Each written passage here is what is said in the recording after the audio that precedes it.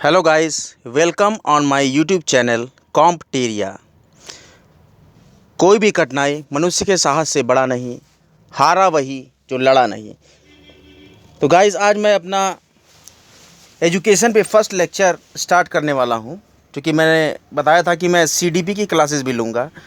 तो इसकी भूमिका के लिए मैं एक लेक्चर आपको देना चाहता हूँ, जिसमें कि मैं सबसे पहले पढ़ाने जाता हूँ किंडरगार्टन प्रणाली। किंडरगार्टन जर्मन भाषा का शब्द है जो दो शब्दों से मिलकर बना है। किंडर इसका मतलब होता है बालक और गार्टन इसका मतलब होता है उद्यान।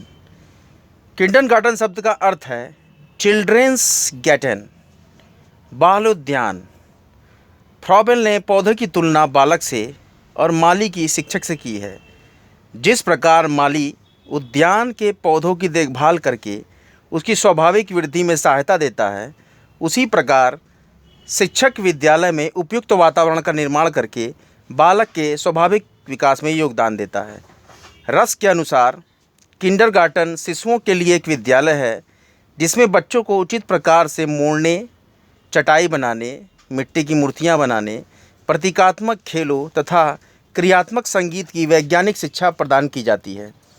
किंडरगार्टन शब्द के अर्थ में इसके संबंध में क्विक, ह्यूक्स और मुनरो के विचार हैं कि किंडरगार्टन खेल, आनंद और स्वतंत्रता में सराबोर बाल विद्यालय, लघु समाज और बालकों का समुदाय है। ये खेल, सहयोग, स्वयं क्रिया और आत्म अभिव्यक्ति के अन्य साधनों द्वारा बालक को अपनी रचनात्मक शक्तियों का प्रयोग करने, अपने व्यक्तित्व का निर्माण करने, सत्य, न्याय और उत्तरदायित्व के गुणों को सीखने एवं सामाजिक जीवन के कुछ मूल्यों और विधियों को समझने का अवसर प्रदान करता है। Kindergarten is an infant school, a miniature society and a community children permitted with play, joy and freedom. It provides the child an opportunity to exercise his creative faculties, to work out his personality, to learn the essential of trust, justice and responsibility, and to understand some of the values and the way of social life through play, cooperation, self-activity and other means of self-expressions. Kindergarten प्रणाली के सिद्धांत क्या क्या हैं? Principles of kindergarten methods. Froebel ने अपने विद्यालय के बालकों के अध्यापन के लिए एक नवीन पद्धति का निर्माण किया है, जिसका पहला सिद्धांत है एकता का सिद्धांत, प्रिंसिपल ऑफ यूनिटी। फ्रॉबेल को विश्वास है कि संपूर्ण मनुष्य और प्रकृति एकता के नियम से संचालित है। यह एकता तीन तत्वों से प्राप्त होती है: उत्पत्ति की एकता, सातत्व की एकता, उद्देश्य की एकता। फ्रॉबेल कहते हैं, सभी वस्तुएं चाहे वे परस्पर कितनी भी भिन्नता रखती हों, एक ही दैवी शक्ति ईश्वर से उत्पन्न होती है। फ्रॉबेल के अनुसार समस्त वस्तुओं में एक अनादि नियम निवास करता है और उसी नियम से वे सब वस्तुएं शासित होती हैं। यह नियम प्रकृति में, आत्मा में तथा इन दोनों के संयोजक जीवन में समान स्पष्टता तथा विलक्षणता से विद्यमान माना गया है। समस्त वस्तुएं दैवी एकता या ईश्वर से उत्पन्न होती हैं और उसी के द्वारा अपना अस्तित्व बनाए रखती हैं। प्रत्येक वस्तु में दैवी शक्ति का जो अंश विद्यमान है वही उसका सारभूत तत्व है। इसलिए कहा जाता है कि शिक्षा का उद्देश्य इसकी आंतरिक और वास्तविक एकता का बोध कराना है। किंडरगार्टन प्रणाली में जो दूसरा सिद्धांत है वो है विकास का सिद्धांत। फ्रॉबेल के अनुसार संपूर्ण विश्व विकास का क्रम है, जिसकी गति किसी विशेष योजना या लक्ष्य के अनुसार निम्न स्तर से उच्च स्तर की होती है। अतः इस योजना अथवा लक्ष्य के पीछे कोई योजना बनाने वाला अथवा लक्ष्य निर्माता भी अवश्य है। फ्रॉबेल इस लक्ष्य निर्माता को दैव इच्छा या दैवी एकता के नाम से पुकारते हैं। इसलिए प्रत्येक वस्तु परिवर्तित और विकसित होकर उस दैवी शक्ति की ओर अग्रसर हो रही है। शिक्षा के क्षेत्र में फ्रॉबेल का विकास का सिद्धांत निम्नलिखित कार्यों में प्रयुक्त किया जाता है, जैसे कि शिक्षा को चाहिए कि वह वस्तुओं का विभेदीकरण और संबंध को स्थापित करे। शिक्षा को सृष्टि एवं सृष्टा से परिचित कराना चाहिए। शिक्षा को मनुष्य की शक्तियों के विकास के लिए उपयुक्त वातावरण का निर्माण करना चाहिए। शिक्षा अंतर को बाह्य प्रदर्शन द्वारा जानने में मदद करती है। तीसरा जो सिद्धांत है वो है स्वक्रिया का सिद्धांत, प्रिंसिपल ऑफ सेल्फ एक्टिविटी। स्वक्रिया के द्वारा ही बालक की वास्तविक वृद्धि और विकास संभव है। बलपूर्वक कराई गई क्रियाएं अप्राकृतिक और बनावटी हैं। फ्रॉबेल कहता है कि जिस प्रकार पौधा स्वयं विकसित होता है, ठीक उसी प्रकार बालक के व्यक्तित्व का विकास स्वक्रिया द्वारा स्वतः हो रहा है। इसका मतलब कि बालक के जो व्यक्तित्व का विकास है वो अपने से होता है, ना कि किसी के प्रेशर में या किसी भी अप्राकृतिक तरीके से। बालक द्वारा स्वयं सक्रिय होकर, कोई भी बालक द्वारा स्वयं सक्रिय होकर कार्य करने एवं विकसित होने की प्रक्रिया को ही मान सकते हैं स्वक्रिया। चौथा जो सिद्धांत है, सामाजिक संस्था के माध्यम से विकास, development through social institutions. Froebel के अनुसार विद्यालय एक सूक्ष्म समाज है। इनके अनुसार कोई भी संस्था तब तक उन्नति नहीं कर सकती अगर एक भी व्यक्ति पीछे रह जाता है। इनके अनुसार सामूहिक खेलों तथा बालकों में सामाजिकता, सहयोग, सहानुभूति और एकता की भावना उत्पन्न होती है। अगला जो सिद्धांत है वो है प्रिंसिपल ऑफ फ्रीडम, स्वतंत्रता का सिद्धांत। फ्रॉबेल के अनुसार बालक की आत्मक्रिया तथा खेल के लिए पूर्ण स्वतंत्र वातावरण का होना आवश्यक है। मूल प्रवृत्तियों की अभिव्यक्ति, जिज्ञासा, प्रसन्नता, उत्साह आदि स्वतंत्र वातावरण में ही संभव है। स्वतंत्रता के अभाव में मूल प्रवृत्तियों का दमन होता है और इससे भय और हीनता की ग्रंथियों का निर्माण हो सकता है। अगली जो सिद्धांत है वह है खेल द्वारा शिक्षा का सिद्धांत, principle of learning by play. Froebel प्रथम शिक्षा शास्त्री थे जिन्होंने बालक की शिक्षा में खेल को इम्पोर्टेंस दिया। बालक को जिस कार्य को करने में आनंद प्राप्त होता है वो उसके लिए खेल के समान रुचिकर होता है। फ्रॉबेल के अनुसार बाल्यावस्था के खेल भावना के विशुद्ध आध्यात्मिक कार्य हैं तथा खेलों द्वारा मानव के आंतरिक जीवन के दर्शन होते हैं। इस रूप में मानव सुख, स्वतंत्रता, संतोष और शांति प्राप्त करता है। खेल समस्त उत्तम गुणों का उद्गम स्थल है। किंडरगार्टन प्रणाली की शिक्षण विधियां। इस संदर्भ में फ्रॉबेल ने 3 प्रमुख क्रियाओं को उल्लेख किया है, जिसमें पहली है सेल्फ एक्टिविटी, आत्मक्रिया। किंडरगार्टन प्रणाली में क्रिया द्वारा सीखने पर बल दिया जाता है। फ्रॉबेल ने इसके लिए उपहारों का निर्माण किया है। उपहारों का प्रयोग करने पर क्रियाशील होकर स्वयं सीखने का प्रयत्न करता है। अगर बालक को उपहार दिया जाए उसके कार्य के लिए तो वो बालक और भी ज़्यादा रुचिकर तरीके से उसमें आनंदित होगा और उसमें सहभागिता करेगा। और दूसरी जो क्रिया है वो है सामाजिक क्रियाएं, सोशल एक्टिविटीज़। फ्रॉबेल के अनुसार सामाजिक क्रियाएं शिक्षण पद्धति का आधार होती हैं। इस विधि में बालकों में सामूहिक क्रियाओं का विकास करने, उनके लिए शिक्षण की परिस्थितियों का निर्माण किया जाता है। तीसरी जो क्रिया है वह खेल क्रिया विधि, प्ले वे एक्टिविटी।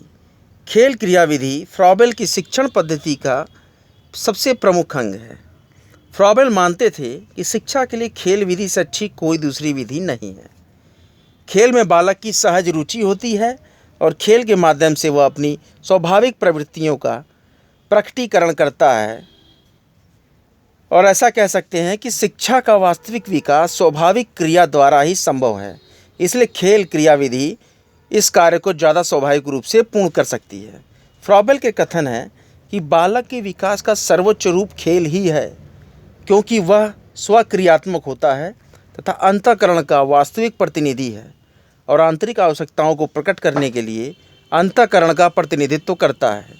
यह प्रसन्नता, स्वतंत्रता, संतोष और बाह्य जगत में शांति प्रदान करता है।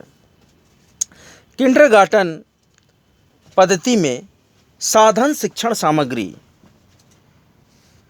किंडरगार्टन के साधन ही उनकी विशिष्टता होती हैं, क्योंकि इसमें कई तरह की आप देखते हैं कि खेल क्रिया, सामाजिक क्रिया, उपहार देना, तो इस प्रकार की क्रियाएं ही इसको इम्प्रूव करती हैं, इस पद्धति को एक अच्छी स्थिति में खड़ी करती हैं। तो kindergarten sources and teaching materials, इनमें से अधिकांश साधन मूल रूप से या परिष्कृत रूप से इतनी परिचित हो गए हैं कि आज बहुत सामान्य लगने लगे हैं। 150 साल पहले उनमें से एक का भी अस्तित्व नहीं था। पहले ऑडियो विजुअल पढ़ाइयाँ नहीं थीं, पहले प्रायः ज़्यादा उपहार नहीं दिए जाते थे, पहले खेल क्रिया विधि तो थी ही नहीं, पहले पढ़ाई हो तो सिर्फ पढ़ाई हो, खेल हो तो सिर्फ खेल हो। तो अब जो फ्रॉबेल ने कहा तो बहुत अच्छी बात कही कि खेल क्रिया विधि के थ्रू पढ़ाई कराई जाए। किंडरगार्टन शिक्षा प्रणाली का प्रायोगिक रूप से प्रमुख क्रिया प्रणालियों में प्रकट होता है, जिसमें कि प्रथम क्रिया प्रणाली में 2 प्रकार के साधन होते हैं, जिसमें भौमितिक आकृतियाँ, मॉडलिंग चित्ररेखा, रंग भरना, सिलाई, इस तरह के आवश्यक वस्तु समूह होते हैं। इस प्रकार के साधनों को उपहार तथा प्रत्येक प्रकार के साधनों को व्यवसाय कहा जाता है। पहले उपहार में 6 रंगीन गेंदें होती हैं। दूसरे उपहार में एक घन की आकृति, एक सिलेंडर, एक घन गोल। इसके आगे के उपहार में दूसरे क्रमांक के उपहार बनाए गए हैं। उपहार क्रमांक 3, 4, 5, 6 घनाकृति के विभाजन के परिणाम स्वरूप ही बनते हैं। 7वें उपहार में 2 लंबगोलों को अलग अलग पद्धति से विभाजित किया गया है। 8, 9 तथा 10वें उपहार में समतल रेखाओं तथा बिंदुओं का परिचय दिया जाता है। इन उपहारों में एक ही प्रकार के भौमितिक नमूनों की पुनः आकृति होती है। फ्रॉबेल के उपहार केवल इमारत बनाने के गुट्टे नहीं हैं, जो चाहें कैसे कटे हों। ये गुट्टे इस प्रकार काटे गए हैं कि उनकी रचना करने में उनका परस्पर स्पष्ट संबंध होकर उनसे एक पूर्णांकित बन सके। इन साधनों का उपयोग विविध रीति से किया जाता है। इनसे आकार, संख्या, मापों का परिचय भी कराया जा सकता है। बालक इससे गिनता है, जोड़ता है, घटाता है, पूर्ण से अंश बनाना भी सीखता है। इन साधनों से बालक की मूल परिकल्पनाओं, जिसको कि फंडामेंटल हाइपोथेसिस कहते हैं, उसका स्वाभाविक विकास होने लगता है। तीसरे उपहार के द्वारा बालक को 1 का आधा, 1 का चौथाई, 1 का 8वां भाग समझने का साधन उपलब्ध होता है। विविध प्रकार की भौमितिक आकृतियों को पास पास रखकर वर्गाकृति मापन और घनाकृति मापन के समान आधारभूत भौतिक परिकल्पनाओं का परिचय दिया जाता है। इस प्रकार ये उपहार बालक को परीक्षण करने में, तुलना करने में, क्रम लगाने में, नापने में, गिनने में, पृथक्करण करने की ओर ले जाते हैं। उसकी समझ बढ़ती है कि आधा क्या है, पूरा क्या है, चौथाई क्या है, 1/8वां भाग क्या है, यह आकृति किस प्रकार है, इस आकृति को जोड़ने पे कौन से आकृति का निर्माण होगा। तो ये कई किंडरगार्टन की जो साधनें हैं, ये शिक्षिकाओं को रूपक बनाती हैं। जैसे कि तीसरे उपहार के घनों को एक कुटुंब की तरह माना जा सकता है। प्रत्येक उपहार की विविध रचना, उसका अध्ययन, उससे निकलने वाले निष्कर्ष समझने में कई दिन लग जाते हैं। इस प्रकार निश्चित रचनाओं तथा चर्चा के अलावा बालक अपनी कल्पना के अनुसार प्रत्येक उपहार से मुक्त खेल भी खेल सकता है। इस प्रकार इन साधनों के विविध खेलों में बहुत बड़ा मांसपेशी और संवेदनात्मक शिक्षण निहित है, जो कि शिक्षण उसके बालक के मांसपेशियों पे, उसके संवेदना पे एक छाप छोड़ता है। जो क्रियाविधि करता है वो कि ये 1 है, ये 1 का आधा भाग है, ये चौथाई भाग है। इस तरह से इस प्रणाली में समझ बढ़ती है बच्चे की और वो जल्दी सीखने की कोशिश करता है। फिर दूसरा जो क्रम है वो है व्यवसाय, ऑक्यूपेशंस। ये व्यवसाय पहली क्रिया प्रणाली की भौमितिक आकृतियों पर आधारित होता है। इनकी व्यवस्था उतनी सुस्थापित नहीं हो पाती है जितनी कि पहली क्रिया की प्रणाली थी। पहली क्रिया कौन सी थी? उपहार। तो उपहार प्रणाली ज़्यादा सुव्यवस्थित है। भौमितिक आकृतियों से सुपरिचित बालक व्यवसाय में शीघ्र प्रगति कर सकता है। अगर उसको आकृतियों के बारे में परिचय है तो वो व्यवसाय में भी प्रगति कर सकता है। सामान्यतः पहला व्यवसाय मिट्टी की आकृतियाँ बनाने का रहता है।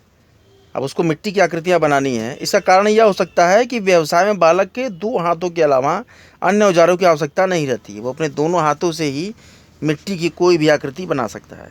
सबसे सरल व्यवसाय रंगीन पेंसिल से बिंदुओं की विविध आकृतियों को खींचता है और कागज़ पर किसी नुकीले औजार से छोटे छोटे छेद बनाकर आकृतियाँ बनाना। तो इस तरह के भी बहुत सरल व्यवसाय हो सकते हैं। कतरना, किसी चीज़ को कतर देना, ये भी एक सरल व्यवसाय है। जबकि किसी बालक को कैंची चलाने में कुछ कठिनाई प्रतीत होती है। जैसे बालक मांसपेशी नियंत्रण विकसित करते हैं, वैसे वैसे मणि गुथना, छेद से बनी बाह्य आकृतियों पर रंगीन धागे से सिलाई करना, कागज़ से चटाई बनाना, कागज़ की घड़ी बनाना, दत्ती से विभिन्न प्रकार की वस्तु बनाना, फ्री हैंड से रेखा चित्र बनाना, रंग भरना, ट्रेस करना, चिपकाना इत्यादि व्यवसाय की ओर बढ़ते हैं। इस तरह से बालक का दिमाग काम करता है। ये सब क्रियाएं बालक को सृजनात्मक क्रियाओं का आह्वान देती है। इस तरह से बालक का दिमाग जो है सृजन की अवस्था में जाता है, वो काफ़ी सृजनात्मक अवस्था में आता है, उसकी समझ बढ़ती है और बालकों को रोचकता मिलने लगती है। तो जब किसी भी काम में बालकों को रोचकता मिलेगी तो उस कार्य में उनका मन लगेगा। तो गाइस, आज का ये लेक्चर मैं यहीं समाप्त करता हूँ। मेरे चैनल का नाम है कॉम्टेरिया। अगर ये चैनल आपको अच्छा लगा हो, आज का लेक्चर शिक्षा शास्त्र का अच्छा लगा हो, ये चाइल्ड डेवलपमेंट एंड पेडागॉगी के अंतर्गत मैं पढ़ा रहा हूँ, जो कि UP TET C TET, UP aided junior teacher या विभिन्न प्रकार की जो भी परीक्षाएं जहाँ शिक्षा शास्त्र के चैप्टर्स पूछे जाते हों, या बीएड एमएड से संबंधित कोई भी क्वेश्चंस हों, बीएड एंट्रेंस हो, एमएड एंट्रेंस हो, या जहाँ भी शिक्षा शास्त्र कोई भी टॉपिक्स की डिस्कस किया जाए, वहाँ मेरे लेक्चर्स काफ़ी उपयोगी साबित होंगे आपके लिए। तो प्लीज़ गाइस, मेरे चैनल का नाम है कॉम्टेरिया, इसको लाइक कीजिए, सब्सक्राइब कीजिए, कमेंट बॉक्स में ज़रूर कमेंट कीजिए आज का ये वीडियो आपको कैसा लगा। ये मेरा सीडीबी का फर्स्ट लेक्चर है जो मैं इंट्रो की तरह से आपको दिया, इसे मैंने पढ़ाया है। आज का लेक्चर बहुत ही इंपॉर्टेंट लेक्चर था, जिसको बोलते हैं किंडरगार्टन प्रणाली। तो गाइस, मेरे चैनल को सब्सक्राइब कीजिए और बेल आइकन को ज़रूर प्रेस कर दिए। जय हिंद।